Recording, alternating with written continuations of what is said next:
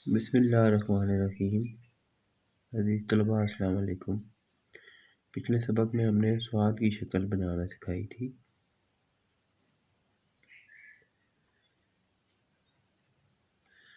स्वाद का बताया था कि ये इस लाइन को टच करके शुरू होगा, यूँ इस लाइन के करीब करीब ये शक्ल बनेगी। ये देखें, ये बड़ी करके बनाता हूँ।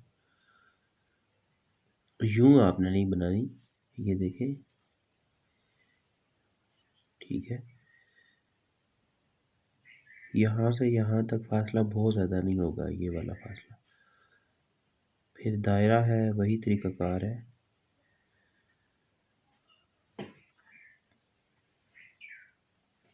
इसके बाद तोहे की जो शक्ल है, ये वाला हिस्सा और तोहे का ये वाला हिस्सा, यानी कि इसके ऊपर अगर आप लगाएं तो ये तकरीबन तोहे की शक्ल बनती है।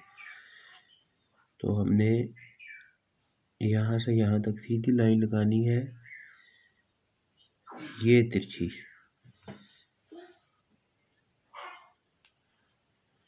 ये तिरछी है ज़रा सी, और ये वापस ये जैसे यूँ तिरछी आई है, ये वापस यूँ जाएगी। वही तरीक़ाकार है। यहाँ पे आपने नीचे से गोल बनाई थी, ये नीचे से आपने यहाँ पे रुक के एक झटके के साथ, जिस तरह रा के नीचे, दाल के नीचे हम बनाते हैं, वो तरीक़ाकार बनाना है आपने।